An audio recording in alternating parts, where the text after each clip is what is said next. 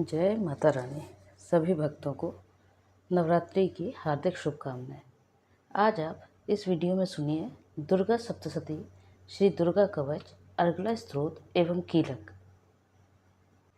देवी कवच। ओम श्री चंडिका देवी को नमस्कार है। मार्कंडेय जी ने कहा, पितामह, जो इस संसार में परम गोपनीय तथा सभी मनुष्यों की सब प्रकार से रक्षा करने वाला है और जो अब तक आपने दूसरे किसी के सामने प्रकट ना किया हो, ऐसा कोई साधन मुझे बताइए। ब्रह्मा जी बोले, ब्रह्मन, ऐसा साधन तो एक देवी का कवच ही है जो गोपनीय से भी परम गोपनीय, पवित्र तथा संपूर्ण प्राणियों का उद्धार करने वाला है। महामुने, उसे श्रवण करो। देवी की 9 मूर्तियां हैं जिन्हें नवदुर्गा कहते हैं। उनके पृथक पृथक नाम बतलाए जाते हैं। प्रथम नाम शैलपुत्री है, दूसरी मूर्ति का नाम ब्रह्मचारिणी है, तीसरी स्वरूपा चंद्रघंटा के नाम से प्रसिद्ध है और चौथी मूर्ति को कुष्मांडा कहते हैं। पांचवी दुर्गा का नाम स्कंद माता है। देवी के छठे रूप को कात्यायनी कहते हैं। सातवां कालरात्रि और आठवां स्वरूप महागौरी के नाम से प्रसिद्ध है। नवी दुर्गा का नाम सिद्धिदात्री है।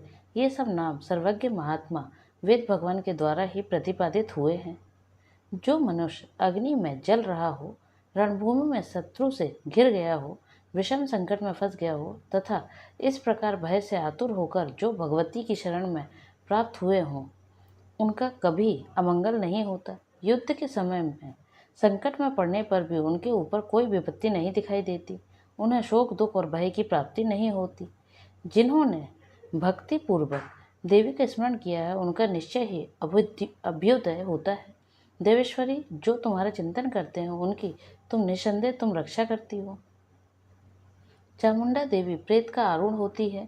12 ही भैंसे पर सवारी करती हैं। ऐन्द्री का वाहन ऐरावत हाथी है।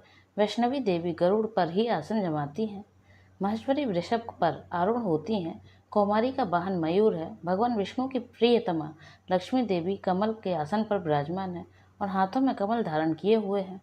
वृषभ पर आरूढ़ ईश्वरी देवी ने श्वेत रूप धारण कर रखा है। ब्राह्मणी देवी हंस पर बैठी हुई हैं और सब प्रकार के आभूषणों से विभूषित हैं। इस प्रकार ये सभी माताएं सब प्रकार की योग शक्तियों से संपन्न हैं। इनके सिवा और भी बहुत सी देवियां हैं जो अनेक प्रकार के आभूषणों की शोभा से युक्त तथा नाना प्रकार के रत्नों से सुशोभित हैं। ये संपूर्ण देवियां क्रोध में भरी हुई हैं और भक्तों की रक्षा के लिए रथ पर बैठी हुई दिखाई देती हैं। ये शंख, चक्र, गदा, शक्ति, हल और मूसल, खेटक और तोमर, परशु, पास, कुंत और त्रिशूल एवं उत्तम सारंग, धनुष आदि अस्त्र शस्त्र अपने हाथों में धारण करती हैं। दैत्यों के शरीर का नाश करना, भक्तों को अभय दान देना और देवताओं का कल्याण करना, यही उनके शास्त्र धारण का उद्देश्य है। महान रौद्र रूप, अत्यंत घोर पराक्रम, महान बल और महान उत्साह वाली देवी, तुम महान भय का नाश करने वाली हो। तुम्हें नमस्कार है। तुम्हारी ओर देखना भी कठिन है। शत्रुओं का भय बढ़ाने वाली जगदम्बिके, मेरी रक्षा करो। पूर्व दिशा में ऐन्द्री मेरी रक्षा करें। अग्निकोण में अग्निशक्ति मेरी रक्षा करें। दक्षिण दिशा में बारही तथा नैत्रिक कोण में खड़गधारिणी मेरी रक्षा करें। पश्चिम दिशा में बारणी और वायव्य कोण में मृग पर सवारी करने वाली देवी मेरी रक्षा करें।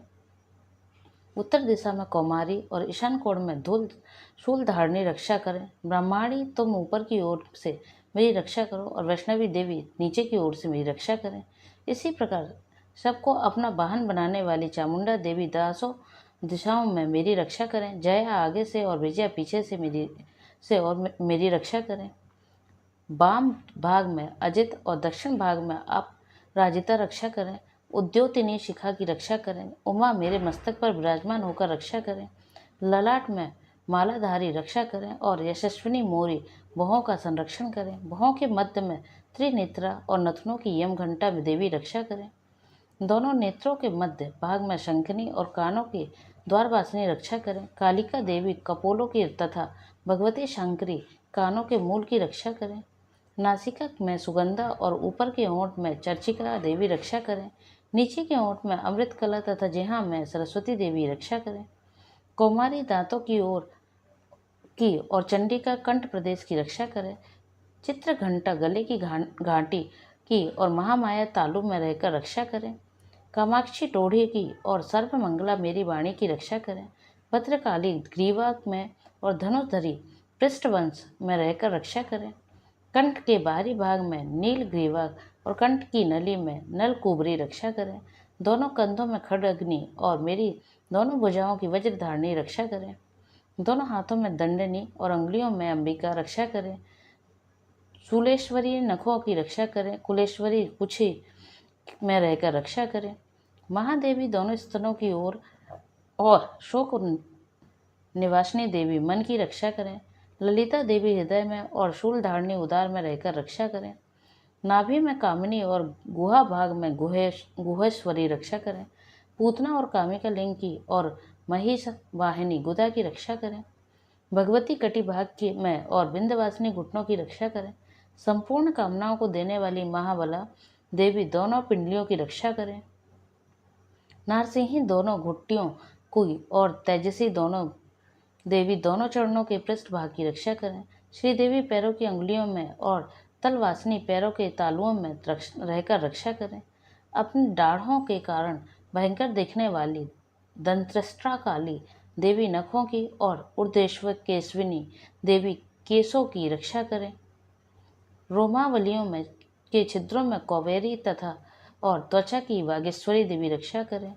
पार्वती देवी रक्त, मज्जा, बसा, मांस, हड्डी और मेद की रक्षा करें। आंतों की कालरात्रि और पित्त की मुकुटेश्वरी रक्षा करें। मूलाधार आदि कमल कोशों में पद्मावती देवी और कफ में चूड़ामणि देवी स्थित होकर रक्षा करें। नख के तेज और की ज्वालामुखी रक्षा करें, जिसका किसी भी अस्त्र से भेदन नहीं हो सकता। वह अवेद्य देवी शरीर की समस्त संधियों में रहकर रक्षा करें। ब्राह्मणी आप मेरे वीर की रक्षा करें। छत्रेश्वरी छाया की तथा धर्म धारिणी देवी मेरे अहंकार, मन और बुद्धि की रक्षा करें। हाथ में वज्र धारण करने वाली वज्रहस्ता देवी मेरे प्राण, अपान, व्यान, उदान और समान वायु की रक्षा करें। कल्याण से सुशोभित होने वाली भगवती कल्याण शोभना मेरे प्राण की रक्षा करें। रस, रूप, गंध, शब्द और स्पर्श इन विषयों का अनुभव करते समय योगिनी देवी रक्षा करें तथा सत्व गुण, रजोगुण और तमोगुण की रक्षा सदा नारायणी देवी करें। 12 ही आयु की रक्षा करें, वैष्णवी धर्म की रक्षा करें और चक्रणी देवी यश, कीर्ति, लक्ष्मी, धन तथा विद्या की रक्षा करें। इंद्राणी आप मेरे गोत्र की रक्षा करें। चंडिके तुम मेरे पशुओं की रक्षा करो। महालक्ष्मी पुत्रों की रक्षा करें और भैरवी पत्नी की रक्षा करें। मेरे पथ की सुखता तथा मार्ग की क्षेम करी रक्षा करें। राजा के दरबार में महालक्ष्मी की रक्षा करें तथा सब ओर व्याप्त रहने वाली विजय देवी संपूर्ण भयों से रक्षा करें। देवी जो स्थान कवच में नहीं कहा गया है अतएव रक्षा से रहित है, वह सब तुम्हारे द्वारा सुरक्षित हो, क्योंकि तुम विजयशालिनी और पापनाशिनी हो। यदि अपने शरीर का भला चाहें तो मनुष्य बिना कवच के कहीं एक पग भी ना जाए, कवच का पाठ करके ही यात्रा करे। कवच के द्वारा सब ओर से सुरक्षित मनुष्य जहाँ जहाँ भी जाता है वहाँ वहाँ उसे धन लाभ होता है तथा संपूर्ण कामनाओं की सिद्धि करने वाली विजय की प्राप्ति होती है। वह जिस जिस अभिष्ट वस्तु का चिंतन करता है उसको निश्चय ही प्राप्त कर लेता है। वह पुरुष इस पृथ्वी पर तुलना रहित महान ऐश्वर्य का भागी होता है। कवच से सुरक्षित मनुष्य निर्भय हो जाता है, युद्ध में उसकी पराजय नहीं होती तथा वह तीनों लोकों में पूजनीय होता है। देवी का यह कवच देवताओं के लिए भी दुर्लभ है। जो प्रतिदिन नियम पूर्वक तीनों संध्याओं के समय श्रद्धा से इसका पाठ करता है उसे देवी कला प्राप्त होती है तथा इस तीनों लोकों में कहीं भी पराजित नहीं होता। इतना ही नहीं, वह अमृत से रहित हो 100 में से अधिक वर्षों तक जीवित रहता है। मकरी, चेकर, चेचक और कोढ़ आदि उसकी संपूर्ण व्याधियां नष्ट हो जाती हैं। कनेर, भांग, अफीम, धतूरे आदि का स्थावर विष, सांप और बिच्छू आदि से के काटने से चढ़ा हुआ जंगम विष तथा अहिफेन और तिल के संयोग आदि से बनने वाला कृत्रिम विष, ये सभी प्रकार के विष दूर हो जाते हैं, उनका कोई भी असर नहीं होता है। इस पृथ्वी पर मारण, मोहन आदि जितने आभिचारिक प्रयोग होते हैं तथा इस प्रकार के जितने मंत्र यंत्र होते हैं वे इस कवच को हृदय में धारण कर लेने पर उस मनुष्य को देखते ही नष्ट हो जाते हैं। ये ही नहीं, पृथ्वी पर विचरने वाले ग्राम देवता, आकाशचारी देव विशेष, जल में के संबंध में प्रकट होने वाले गण, उपदेश मात्र से सिद्ध होने वाले निम्न कोटि के देवता, अपने जन्म के साथ प्रकट होने वाले देवता, कुल देवता, मालक, डाकिनी, शाकिनी, अंतरिक्ष में विचारने वाली भयानक डाकनियाँ, ग्रह, भूत, पिशाच, यक्ष, गंधर्व, राक्षस, ब्रह्मा राक्षस, बेताल, कुष्मांड और भैरव आदि अनिष्टकारक देवता भी हृदय में कवच धारण किए रहने पर उस मनुष्य को देखते ही भाग जाते हैं। कवचधारी पुरुष को राजक से समान वृद्धि प्राप्त होती है। यह कवच मनुष्य के तेज की वृद्धि करने वाला और उत्तम है। कवच का पाठ करने वाला पुरुष अपनी कीर्ति से विभूषित भूतल पर अपने सुयश के साथ साथ वृद्धि को प्राप्त होता है। जो पहले कवच का पाठ करके उसके बाद सप्तशती चंडी का पाठ करता है, उसकी जब तक वन, पर्वत और काननों सहित यह पृथ्वी टिकी रहती है, तब तक यहाँ पुत्र पौत्र आदि संतान परंपरा बनी रहती है। फिर देह का अंत होने पर वह पुरुष भगवती महामाया के प्रसाद से उस नित्य परम पद को प्राप्त होता है जो देवताओं के लिए भी दुर्लभ है। यह सुंदर दिव्य रूप धारण करता और कल्याणमय शिव की आनंद की भागी होता है। अब आप सुनिए अर्गला स्तोत्र। ओम चंडिका देवी को नमस्कार है।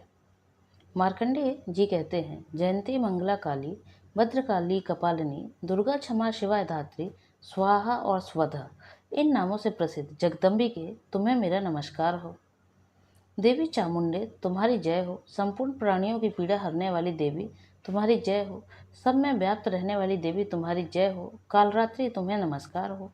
मधु और कैटब को मारने वाली तथा ब्रह्मा जी को वरदान देने वाली देवी, तुम्हें नमस्कार है। तुम मुझे रूप दो, जय दो, यश दो और काम क्रोध आदि शत्रुओं का नाश करो। महिषासुर का नाश करने वाली तथा भक्तों को सुख देने वाली देवी, तुम्हें नमस्कार है। तुम रूप दो, जय दो, यश दो और काम क्रोध आदि शत्रुओं का नाश करो।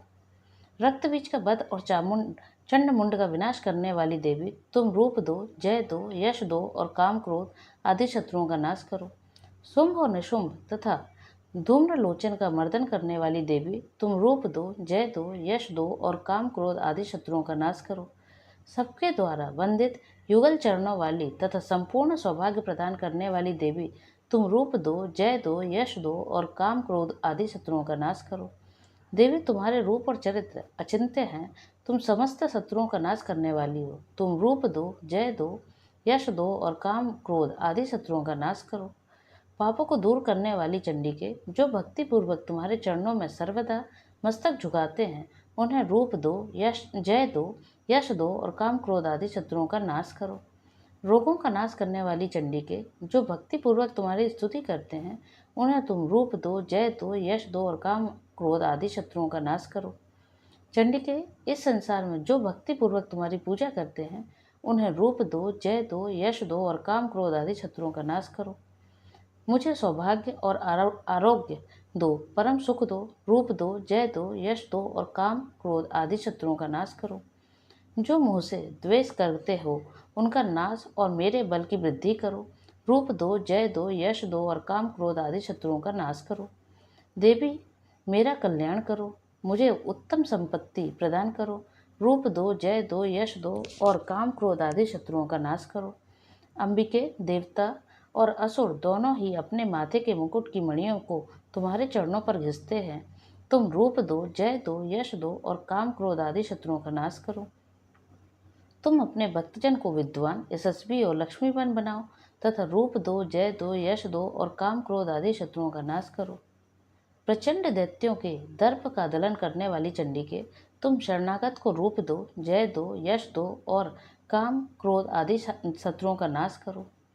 चतुर्भुज ब्रह्मा जी के द्वारा प्रशंसित चार भुजाधारिणी परमेश्वरी, तुम रूप दो, जय दो, यश दो और काम क्रोध आदि शत्रुओं का नाश करो।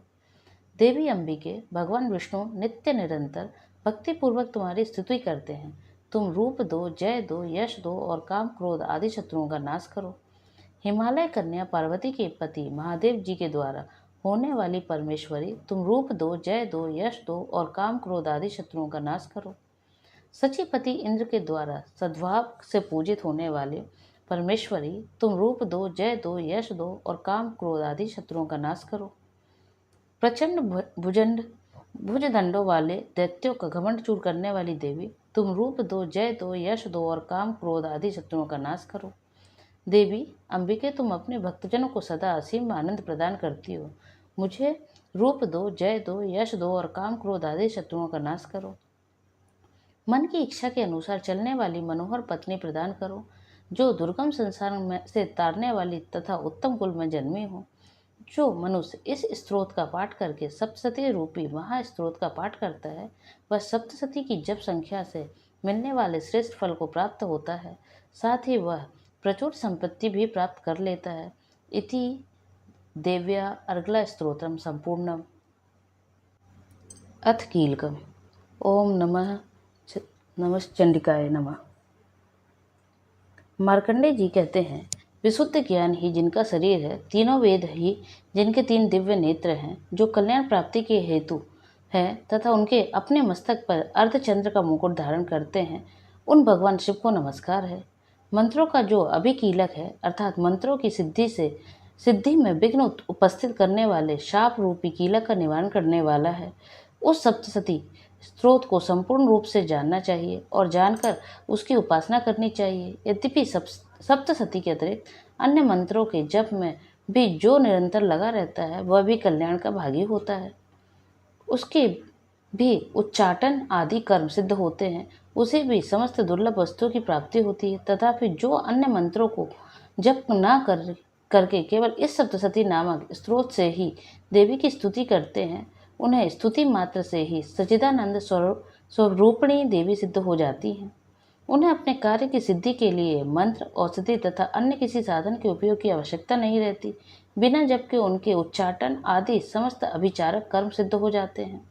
इतना ही नहीं, उनकी संपूर्ण अभिष्ट वस्तुएं भी सिद्ध होती हैं। लोगों के मन में यह शंका थी कि जब केवल सप्तसती की उपासना से भी समान रूप से अथवा सप्तसती को छोड़कर अन्य मंत्रों की उपासना से भी समान रूप से जब कार्य सिद्ध होते हैं, अब उनमें श्रेष्ठ कौन सा साधन है? लोगों की इस शंका को सामने रखकर भगवान शंकर ने अपने पास आए हुए जिज्ञासुओं को समझाया कि यह सप्तसती नामक संपूर्ण स्रोत ही सर्वश्रेष्ठ एवं कल्याणमय है। तदंतर भगवती चंडिका के सप्तसती नामक स्त्रोत को महादेव जी ने गुप्त कर दिया।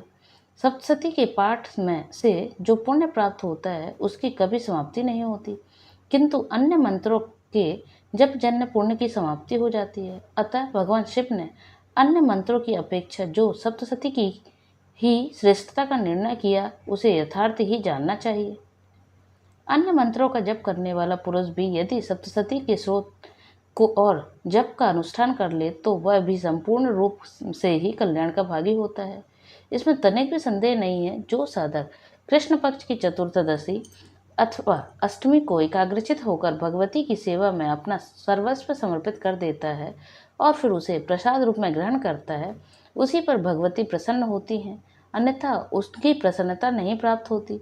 इस प्रकार सिद्धि के प्रतिबंधक रूप कील के द्वारा महादेव जी ने इस स्त्रोत को कीलक कर रखा है।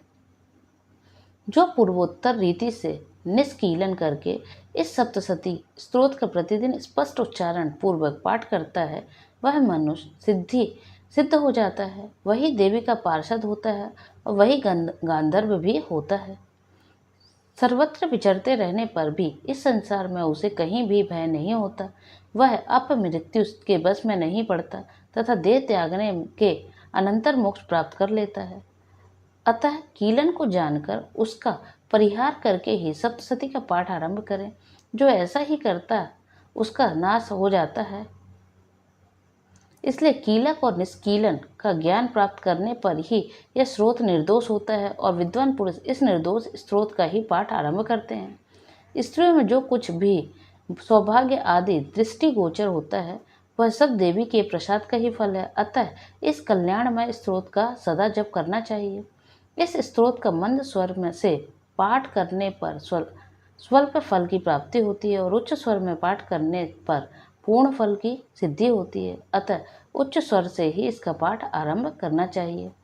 जिनके प्रसाद से ऐश्वर्य, सौभाग्य, आरोग्य, संपत्ति, शत्रुनाश तथा परम मोक्ष की भी सिद्धि होती है, उन कल्याणमयी जगदम्बा की स्तुति मनुष्य क्यों नहीं करते। इति देवा कीलकम स्तोत्रम संपूर्णम। इसके अलावा अब आपको जितने भी दिनों के हिसाब से दुर्गा सप्तशती पाठ है, वह आपको प्लेलिस्ट में मिल जाएंगे। जय माता रानी।